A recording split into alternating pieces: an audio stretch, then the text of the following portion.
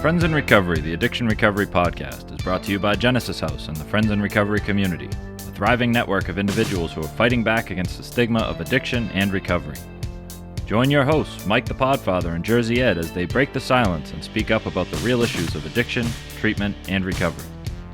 Friends in Recovery, the Addiction Recovery Podcast, is available on Facebook, Podbean, iTunes, and YouTube, 24 hours a day, 7 days a week. Now, here are your Friends in Recovery. Hey, welcome everybody. Friends in Recovery Podcast. I am the Podfather. I'm Jersey Ed. And we have a guest here today. We do. Bill Farrell.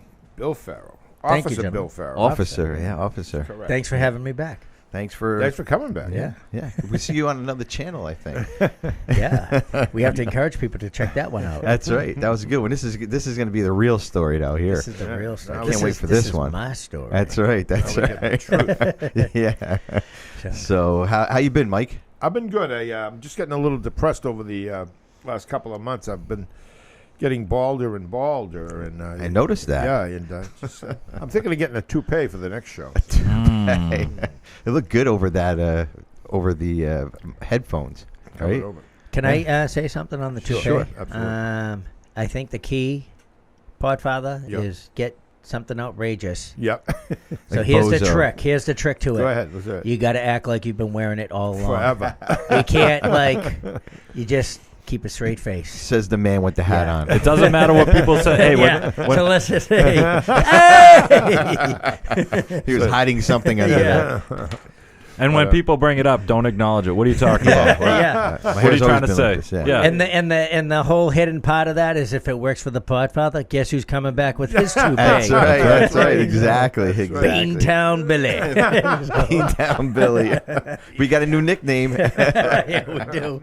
Hashtag Beantown Billy, Melissa. That's awesome. Well, let's get some business done, and then we're going to get down to All Beantown right. Billy's story here. That's So, right. of course, we want to thank Genesis House for hosting the show and making all this possible. In addition to the Friends in Recovery podcast, we hold community events around the country in Voorhees, New Jersey, and Palm Springs, Florida. Right now, it is it's going on, and they've been active and they've been very, very busy at these meetings. Coming soon to Lowell, Massachusetts, and Newtown, Connecticut. Those two meetings are going to be in January. So if you're listening to this in January, they're probably happening now. Get a hold of us on our Facebook page and or email us, and all that will be in our show notes to figure out how to get a hold of us. We're also powered by your likes, follows, subscribes, and shares. Follow us on social media and help us get the word out. And also, make sure you leave us a review along with subscribing. Make sure you get a review, 5-star review, right? 5 Tweets? stars? All five of them. Give us 5. And then also, if you want to be a guest on the show, as Bill is, and he's been on other shows, he reached out to us. Yes, I did. Didn't you email us at help@friendsinrecoverypodcast.com? I did. Yes, he did. What was that email again, Jersey Ed? help@friendsinrecoverypodcast.com. And what did you say? You want Genesis House's phone number too? Is that what you said? Genesis House, the Addiction Recovery Services, 800-737-0933. And again, all kidding aside, we couldn't do it without Genesis House. We really thank everybody. We never could. Yeah, no, absolutely not. So my podcast pick of the week, if you were listening to our other show, or if you're listening to this show and listen to our ATC show, it might sound the same. So my pick of my podcast pick of the week is Rock Bottom to Recovery. And the host is Bill Farrell, who's just happened to be sitting here with us. That's Bill. To my left, your right, Mike's right, your left, whatever it is, and he's in the center. in the middle. He's in the middle. Stuck in the middle with you. That's right. And I know you gave us a little description on our other show, but tell us what Rock Bottom to Recovery is for our listeners out there. So we just wanted to, as I said in the other show, get the message, educate people as much as possible. Educate people, but also educate ourselves in every form of recovery, because recovery is different for everybody. But we really wanted to understand the political side of recovery, the medical side, and hear people's stories about recovery, and do it in a respectful way. That's really what it comes down to. What they said, there's a screw for every nut out there. Yeah, there is, and you got 2 screws sitting next to this nut right here. Perfect. That's it. Perfect, That's right, it. Pod? Exactly. That's it. So, Couldn't have said it better myself. So, Bill, what brings you to our fucking show? everything. Well, this particular show, addiction. Oh, good Lord, we and know that all my too well. Addiction, as we were saying earlier. So that's an 80s reference to My Adidas by Run DMC. That's right. Yeah, yeah. Very popular in the hood. Sweets, that's you, right? Yeah. That's me. Is That's that my your jam. is that your jam? Yeah. You're Yeah. 80s or you're 90s? You're 90s. I'm everything. I'm Everything. Yeah, I'm Sweets I'm is ageless. everything. I'm ageless. Faceless, ageless. You don't know what I am. We don't know who you are. We just see big. You're behind a big wall He's over the there. voice. We just have a voice. Right. So, Disembodied voice. That's Yeah. right. That's right. Look for some pictures later on with sweets in them. Oh, So Maybe. I did actually just so people know, because they can't see Sweets, but just to let Sweets know that women are attracted to a very deep voice. That's what I hear. Yeah, That's what I hear. that's what I read somewhere. So Wow. Barry, Yeah. Barry White could attest to that Yeah. if he was still with us. Oh my God. So recovery, addiction, all that good stuff. We learned some good stuff about you, but we want to learn the nitty gritty about you. Where you've been, where we've been. I'm Yeah. guessing. So I did actually, and I believe it or not, I had probably a good 5 years of drinking, because I've always said that if painkillers were around, and when I was using, I probably wouldn't be here today. I agree with that one. So alcohol, I did, like a lot of people in the late 70s, early 80s, drank marijuana, cocaine, mescaline, which I don't think they make anymore, mescaline. No. And probably whatever else was just kind of available. But it was funny, heroin wasn't we would, once in a blue moon, you'd see a heroin user. Yeah, but they And were it was- really bad people. They were bad. Yeah. And you would never ever, It wasn't attractive. no, it wasn't. It wasn't pretty. But so yeah, as a matter of fact, I think one of the first times I drank was Larry Holmes and the Jerry Cooney fight. Yeah, Jerry Cooney. I remember because I got caught drinking over the phone by my mother. That's Were you how drunk I slurring your was. words? Yeah. Are you I don't drinking? remember. Yes. I mean, no. All I remember is she's like, "You don't sound right. I'm coming home." And I sobered up real quick. I ran out of the apartment building, and as I was running across the park, she pulled up in the car, and they took me to, she worked at a clinic not too far from the house, and they took me over, and they actually gave me a sobriety test. I didn't know what it was. I was a teenager. Hey, And real quick for everybody out there not in Boston, PARK means park in Yes. real language, and Yep. car means car or Yep. automobile. That is correct. Motor vehicle. So, maybe Sweets can put like a little subtitle below. Yeah, yeah. For everybody. There you go. We'll translate it for you. Pack. PARK. Wicked door. pisser. Dollar. Yeah. Dollar. Say You dollar. guys talk weird Dollar. up here. Dollar, yeah. Weird.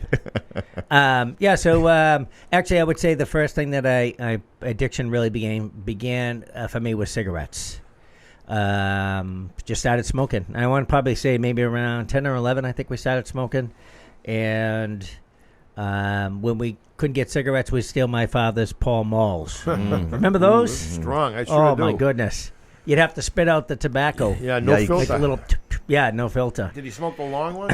I don't even, they were in the red package. That's Yeah. all I remember. Paul Malls. Excuse me. And so, just like everybody else did, just started drinking in the neighborhood. We'd get our couple of 40-ounce Heffenreffers. Oh, Wow. boy. Head Jamaica wreckers. plain. Yeah. Head wreckers. Yeah, you got the little, what was that little puzzle in the cap? Yeah. Yeah. Yeah. Yeah. Big So- green bottles, man. Good times. And it was great back then because we just, everybody, there was always somebody designated to grab the beer if the cops came. The cops came. 'Cause the If cops would grab Podfather it. showed Yeah, up, well, I if took it. Podfather rolled up, I- everybody had a plan. That's right. So, but I don't understand you guys because I drank sophisticated beer, black label. oh, I just went right to the Mad Dog 2020 Yeah. in Boone's Farm. You guys were classy. That's right. That's guys, it. I'm having some trauma here. you guys are hitting some trigger words. Let's say Serenity Prayer, everybody. We'll Black bring it back. label. Oh, good Lord. Red, white, and blue. Red, white, Yeah, and blue. red, white, Oh, my and blue. God. Right. Milwaukee's best. Like like Good sweets. I Lord. was a fine wine connoisseur. Carmen's Black Label, right? Mad Dog 2020, the delicious grape the wine grape. for $1.99. Night Train. Yeah. Night Train, yeah. Night Train. That's where drinking gets you guys. Yeah. Yeah, I need a Tango. meeting. Remember the I need a Tango? meeting. Exactly. Yeah. And so horrible. yeah. And you know what's funny is so we ended up moving. My family moved from Jamaica Plain to Randolph in what's the second year of high school, and so we had to take the train from Jamaica Plain all the way out to Randolph. So they give us train money. And we took that money and we went. We never went to school. We went and we purchased a case of Black Label long neck bottles, and we drank. And then, like I think 3 weeks into the school year, the school called my house, and they were like, "We were just wondering when your kids are going to be starting." And she's like, "They already started." And she was like, "No, they haven't." She's like, "Which one?" All three of them. Oh, man. Oh my God. That was it. And kept so it we in the got caught family, with though. that, yeah. Party was over. Yeah. And so from high school, so we just drank in high school like you always do, drink on the weekends, did stupid stuff. I borrowed a couple of cars. Borrowed, okay. Yeah, because we didn't have Uber back then. Nope. So you had to kind of, borrow I 'em, think right? about it now, I'm Same kind of thing, an ride sharing. entrepreneur. Yeah, there you go.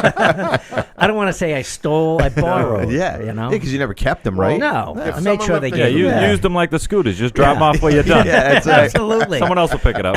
And If somebody left the keys in them. Yeah, they'll grab it. They do. so I bought a couple of cars, and in high school, I wasn't really doing much in the neighborhood. I was drinking, going to get myself into trouble, and then a buddy of mine said, "You want to join the Marine Corps?" So we joined the Marine Corps. Joined right out of high school. Actually, joined before I was 18. My father had to sign Same here. the papers. So I go into the Marine Corps, and you work hard, you play hard. Mm-hmm. That's what you do. And I remember you could get like pitchers of beer at the E Club for $2, and it never ever ended well. No. So, and I didn't drink all the time, but when I did, it was always a blackout. And it's just waking up the next day, it was just like, you did this. You're trying to fight this guy, and they were always big guys. Podfather. Yeah. Never little people I could beat up. It was always big dudes. So that didn't work out well. Any for Article me. 14s back then? So I got myself into trouble, and I had to go to rehab. The first one, I think, was just a week. I came back, I kind of knew I wasn't going to be able to survive drinking this way. Mm-hmm. So I stayed sober for about 8 months. But, you're in the Marine Corps. They stuck me in the room with the party people, and that's Party. Potty. Yeah. For you And folks out there, I party. was right back at it, full swing. Then I got myself into the last time. I ended up going back to rehab 2 weeks. This is when they gave you Antabuse. I remember that the shit, antagonist. man. Oh, good Lord. In that particular rehab I was in, I was the only Marine in that group, and it was all Navy guys from one of the aircraft carriers that had come into port. And all the trouble they got into, they all had to go to rehab too. So I went in, and nobody was participating, and I remember the woman that was running it said, you can leave if you don't want to be to participate in this. So I was like, oh, great. So I get up and I start leaving, and she goes, where you going? And I said, I'm leaving. She goes, no, you can't leave. I said, yeah, I can. You just said so. So I go out, I'm packing my stuff. I'm trying to figure out how I'm gonna how I'm gonna get a ride back to the base. Uber. And somebody, probably borrow a car. And somebody from the office came to my room and said, Farrell, you got a phone call. And I was like, what? What's the phone call? And I went down, and I was like, maybe somebody's calling to give me a ride. How did they know I was going to leave? Yeah, what are the odds? And I get down, I pick up the There is phone. a It's the God. commanding officer on the base, and he goes, Farrell, do you know who this is? He said his rank, Captain so-and-so. And I said, yes, sir. And he goes, you're staying. Click. And I was like, oh, snap. I'm got staying. But at that moment, I decided to I had to stay. I had to get sober, and I didn't take the AA route. I personally wouldn't recommend someone getting sober without some type of a treatment program, and the 12 steps do work, even though I think today we're kind of in a place where a lot of people say 12 steps don't work for me, and I get it and I understand it, but they do work. My family can attest to that. My father, my uncles, all big AA guys, and I can tell you that them being in AA and going to the AA meetings when they used to drink the coffee and smoke the cigarettes. Oh yeah, we just talked about that last episode. Had an impact on me when I decided to get sober, because I remember at that time I think I kept a little notebook and I would write in it at the end of the day, Lord, thank you for not for giving me the strength not to drink today. And I didn't do AA, but obviously it had an impact on me, and so from there my sobriety started. It was actually September of 1988. So I have 32 years. I know, Podfather, you have 33. Yeah, we're right there. Yeah. We're brothers. We're brothers. Brothers in arms. I'm a kid. No, but you know what? You got to start somewhere. Absolutely. And- Hey, real quick, Bill, we're going to take a quick break here, Excellent. and then we'll be right back, and we'll be able to share the rest of your story. Excellent. Thank you. Friends in Recovery podcast. Since 1992, Genesis House has been helping real people heal from addiction on their private recovery campus in beautiful Palm Beach County, Florida. Their family-owned program is accredited by the Joint Commission and offers detox and dual diagnosis treatment in a comfortable and confidential setting. At Genesis House, they focus on treating the underlying causes of addiction. Their comprehensive approach includes psychiatric care, individual and small group therapy, trauma healing techniques, and holistic care including yoga, massage, and animal-assisted therapy. After treatment, their clients enjoy the lifelong support of a nationwide network of Genesis House alumni. Call Genesis House today at 1-800-737-0933 to speak with someone who understands. Visit them on the web at www.genesishouse.net. It's time to start your journey to a long and successful recovery. Friends in Recovery podcast. I am the Podfather. Welcome back. We got Bill Farrell, Jersey Ed. And, Hi, guys. Before we went to break, Bill was telling us about getting sober in the Marines in 1988. Was it, Bill? Correct. September of 1988. Continue, please. Yeah. So 88 kind of started me back on my sobriety. I actually, believe it or not, I quit smoking weed, and I wasn't a big weed smoker anyways, but I quit in 86. It was actually, I went through boot camp, came home. They were kind of big. You couldn't do any type of drugs in there at that time. You still can't, but. Right. Oh, they do, though. Oh, they do. And I remember I came home, smoked a joint with my brother and his friend. We went to Dunkin' Donuts. They remember they had the big, thick porcelain cups. Oh, yeah. We sat there. Yeah, I was the only one yeah. with money. So we sat there drinking coffee and eating donuts, and I thought, I got to stop smoking weed because I'm going to get thrown out of the Marine Corps. So I stopped that. And then 87, September of 87 is when I quit drinking. Right. 88 is when I quit smoking cigarettes and dipping. Yep. Because that's what you did in Wow. the Marine Corps when you're out in the. So I've been kind of clean from that stuff ever Really? since, and that kind of got me back on the journey. But it wasn't until the age of 38 where the spiritual side of my recovery kicked in, and that came about because there was nothing going on in my life as far as no trauma or anything. The family was healthy. I'm working steadily. I just sensed something was missing in my life, and I didn't know what it was. And that question took me to my church. I grew up Catholic, and I did an Alpha course, which is basic Christianity. And it's a worldwide program. It originated in London. Over 30 million people have taken the course. Wow. And it really, I think I was just like, wow, I didn't know any of this stuff. Wow. And that led me to a Cursillo, which is kind of like a retreat. And that completely sealed the deal on the spiritual side of it. And so I was that podcast you guys did with Melissa Howard, and you guys were talking about spirituality and religion. And I remember having this conversation. I was working with my father. We were working on a section of the aquarium. My father was a big AA guy, and we were doing 70 to 90-hour weeks. And we were at each other's throat. We were driving and together. And I remember he snapped at me, and I snapped at him, and he's like, listen, I'm sorry, I haven't been to a meeting because we've been working so many hours. He goes, I'm going tonight. And I was like, yeah, whatever. And the next morning he picked me up, and I couldn't believe the difference in him. Oh, yeah. That piece. And he was a big spiritual, guy with the AA and everything.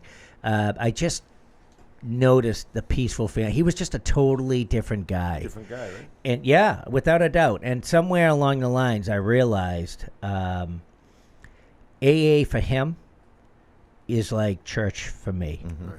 Every week, if you're in recovery, you need a place that you can go to kind of get back to center, to get on point, because a week can just completely take you out of that spiritual connection. So I realized, wow, that was his church. Right. He needed to go there every week. Just like I haven't been to church in a while because I get complacent, like everybody does, and I can feel life kind of bearing down on me and everything. So I'm due to go back, but I'm involved with that Alpha course. I've been doing that now for almost 14 years. Wow.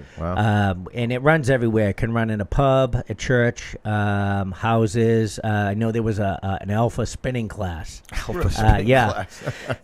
And I think that was on Peloton. Yeah. And I just, it really, the way it was just so relaxed and no pressure. I'm a Catholic. I'm always looking for the hook. Right. Where's the catch? Yeah, exactly. There was nothing, and it really kind of opened me up to really make that spiritual connection. And so I've been involved with it ever since, and I really have been kind of looking to get it into the recovery houses because I just want to pull these numbers up. I posted this on my page because I just think, we're in a time now when it comes to addiction. It's just absolutely horrific. And Absolutely. That's and the we best need word to for do that. every single thing. Like I tell people, in your recovery, you should be willing to do just about anything. Whatever it takes. And for me, the spiritual connection is the key. Yeah. Everything else falls into place Right. and works hand in hand. But once that spiritual connection is made, everything really takes on kind of like a high def type of. Absolutely. But, so I posted this before. Sometimes when I go and I talk to some of the students and stuff. So in 2016, the United States lost 64,000 Americans to overdose deaths. Oxford, Mississippi Stadium holds 64,038 people. Holy shit. 2017, we lost 72,000 Americans to overdose deaths. Orchard Park, New York Stadium holds 71,608 people. Gillette Stadium. Gillette Stadium holds 65,878 people. So we lost in 2017. We lost more people. Wow. Than Gillette Stadium holds. So in In 1 year. 365 days, we lost over 72,000 people. And then somebody pointed out to me, now what about the family members and the friends of that person that has died? How many stadiums would that fill? So that kind of, I really wanted to give people a visual of what's happening in our country. And so I have, in the previous podcast, answering the call. I'm a correction officer. So I've just been able to bring that Alpha course into the facility for the great. inmates Wonderful. because of the addiction Yeah. and stuff. So and I need to do those things because it keeps me That's right. good in my Keeps you right-sided. recovery, Yeah, right? yeah, Service, yeah. as you guys know. Yeah, absolutely. So, What a great perspective to look at, stadiums and just the magnitude of people that have died. And I have 5 close friends, all in law enforcement, that lost a son in less than 4 years. right.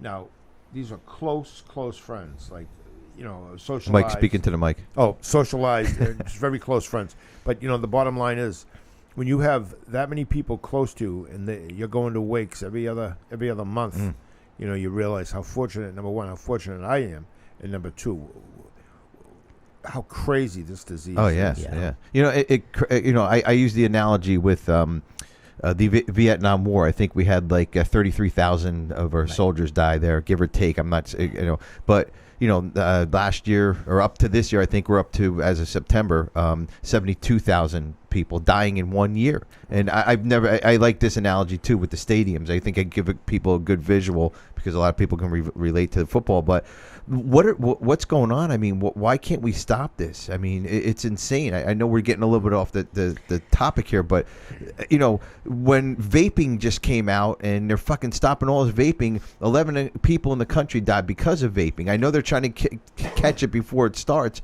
but let's fucking focus on this drug addiction. Let's figure out how to get people treatment. Let's give them really good quality treatment, not just people run them through the mill and hope for the best, and the insurance companies pay for it or they don't. I mean, I don't understand this. Well, I think in order to begin to get a hold of it, and I think we have, and we are, and it's just not moving as fast as we'd like it to be. But so in my community, I joined the Holbrook Cares Coalition. And it was just a group of people that really, we had no idea what we were doing. We just knew we needed to educate and bring awareness to the community because so many people were dying. Yeah. And so we started to educate ourselves. And what we realized is you had to tackle addiction where it begins. And it begins with the young kids. And it begins, say, like with cigarettes, or a lot of people will say that. Sugar. Sugar it starts with when we were young. And now, so here we are trying to fight this opioid addiction. And you have like this whole vaping. Yep. And obviously Juul is in the forefront now. And the marketing to the young kids, they know that. Sure. And now they have like the percentage of kids vaping, like when Juul started to advertise, went through the roof. Because they did exactly what the tobacco companies did. Yep. And so some people just might vape for the rest of their lives and be good, right? But we know that that's not other kids. Like I think it's something like maybe 1 in 6, maybe. I might be off, but it's close. Will begin to lead a life of addiction. So I think as like these podcasts that we're doing, and all the people that are out there doing the work, like the Genesis House and everything, educating. What I found is kids are great. If you educate kids, they will make the right choices. And I always refer to cigarette smoking. So there's a group called the 81. 81% of kids no longer smoke, right? It's actually higher than that now. Okay. Because they were educated. So it shows you that if you give kids the right information, they'll make the right choices. That was part of the Truth campaign that they came out with that I think dropped it down, and I think they got down to like 4 or 7% of kids smoking. Wow. And they did dropped it down drastically, and it was almost generationally like pushed out. Yep. Because kids were getting educated, and that Truth campaign brought it down to what was relevant to the kids. Yeah. You know, things that mattered to them. So instead of showing that 75-year-old person with a hole in their throat, that a 16-year-old kid's like, what? Yeah. They showed, it was going to take you out of your band practice. It's going to take you out of prom. Right. You're not going to be able to dance. You can't buy video games. Right. It's going to take money out of your pocket. It'll ruin your teeth. You have bad breath. Those were relevant to a kid. Like, oh, really? Yeah. No, I'm good. I'm all set. Thanks anyway, though. It's nice to see that marketing can be used in a positive way. Yeah. Absolutely. Because like the whole vaping thing is showing us that we're still not out of the woods. Our kids still aren't safe. No. And so we again have to. It's powered by big money, unfortunately. Oh yeah. And I've said this all along, and I know you guys. Well, maybe you won't agree, but how amazing is it that the pharmaceutical companies that really put addiction on the map? Addiction's always been there and will always be there, but to say we had 72,000 people, with these pain pills and everything going out, but now they have the Narcan, right? And so now we have them addicted. Now we're going to keep them alive, right? And now we have this medical assisted MAT, right? Which a lot of recovery houses have now. A lot of the correctional facilities have now. And so it's almost like a circle. And when I say that, I'm going to say that is that I'm not against MAT. Because it has to be done in a very, very specific way. And what I'm finding in my working in the correctional facilities is we have individuals that have been on it for 15 to 20 years. Right. And some will say, yeah, it worked for me. And then some will say it's liquid handcuffs.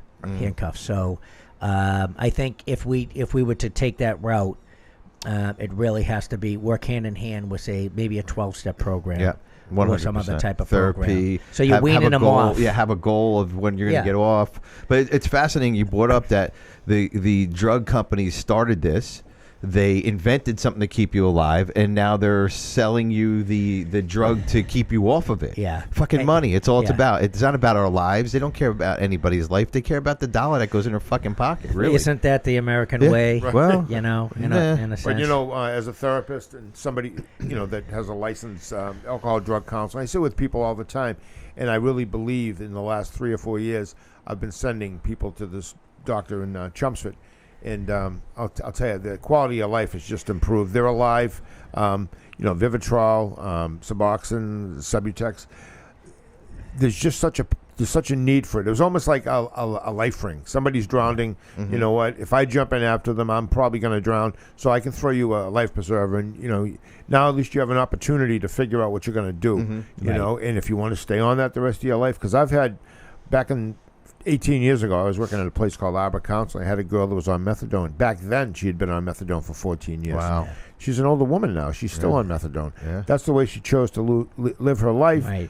And I hate to say it, and God bless her, she raised a son and everything, but the quality of life just isn't there, you know? No. So, but at least you have an opportunity to decide. I'm not going to spend $100 every day to buy drugs. I'm getting something that's keeping my head above water. Now I can decide what I want to do. Well, which is fine up until a point, just like Bill was saying before. Yeah. And then you got to make a decision where is this going to go next. Right. If you're going to stay on it, you got to know the consequences of staying on it. And Right. if you come off of it, you got to know the value of it and where, how much better the quality of life is going to be. Certainly. Well, I just got to say, Bill, you were on our last show, and Yep. you're on this show, and boy, what a Phenomenal. pleasure. Yeah. What a pleasure Yeah. having you. Thank you so A wealth much, of Bill. information. Yeah. That's good. No, it's great. I'm glad you guys had me on. This was fun. And I just want to throw in something I Go want to ahead. add to Jersey Ed's, with the medical assisted treatment program is, again, it's a process. And I think the idea behind it, or at least this is how I feel, is like you literally have to change your life